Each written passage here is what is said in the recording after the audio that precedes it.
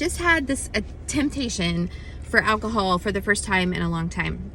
And I want to tell you about it because it's real and we all struggle, especially if you're an alcoholic or if you struggled with addiction of any kind. It doesn't have to be alcohol, it could be anything. But for me today, it was alcohol. And this is what happened. I did a home and garden show because I sell real estate here in Redding as well. And we set up booths inside of this big indoor situation. And I had my booth set up like this, and you guys, literally like right across from me, like diagonal this way, and right in front of my face was this big, nice beer bar that this guy brought in with alcohol and liquor and all the things, and everybody's over there having fun, and like I'm having to stare at this all day, right? And when I got there, I'm like, really? It was an obvious temptation, but my mind has become used to not thinking about alcohol at all unless it's certain situations. So this situation was, I've been going nonstop. I've been going hard trying to get ready for this event. And the past couple of weeks have been emotionally kind of exhausting, right? The temptation always comes whenever you're a little bit weak. That's also key here. So, but I obviously didn't even give into it, but I had the thought and I wanted to talk about it because your actions start with your thought life. And I recognized why I had the thought. I recognized it's because I have been overwhelmed. It's because I have been stressed. And also it was an event.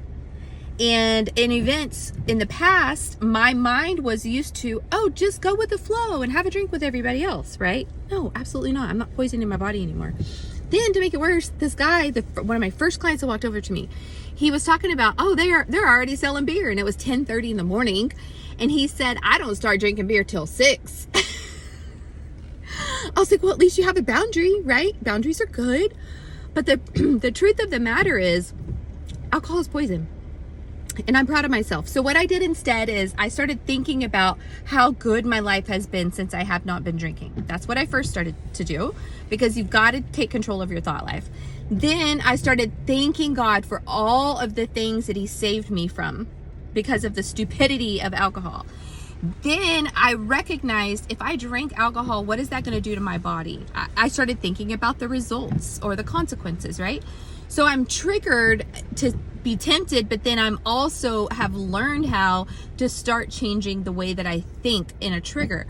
However, in between that, what I had to do is my breath work. And so what I do, and I've shared this before, I'm going to share it again and again and again because it's so important, is I got my mind out of the trigger response, which is temptation, right? I'm tempted for a reason. That's the key. Like, why do you want to drink? That's what you want to look at. So why did I want to drink? Because I was stressed. Okay. How do I come out of that stress response? I breathe. Simple as that. So I did my 4-4-8 breathing. And that is 4 breaths in, hold for 4, 8 breaths out. And I just kept doing that. And I kept telling myself, Christian, good job. Like, good job. Good job not choosing into that temptation. Good job choosing something different, right? And I was so proud of myself because the temptation left. And then once it left, I felt empowered. And empowerment creates courage. Courage creates momentum.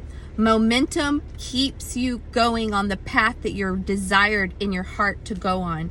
And the only way to do that is by breathing and changing your neural pathways. My neural pathway all growing up is when there's a beer truck or a beer trailer or a party or a get together, you drink. No, not anymore.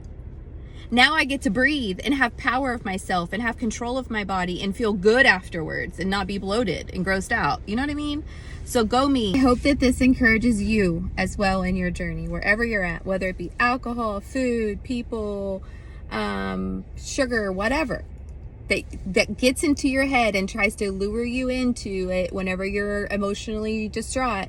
Pause, breathe, and start thinking about the reasons why you want that, and then give your body what it needs. If you need help with more tools, be sure to like and follow my page because I'll be sharing everything I can here. And have a blessed day. Bye-bye.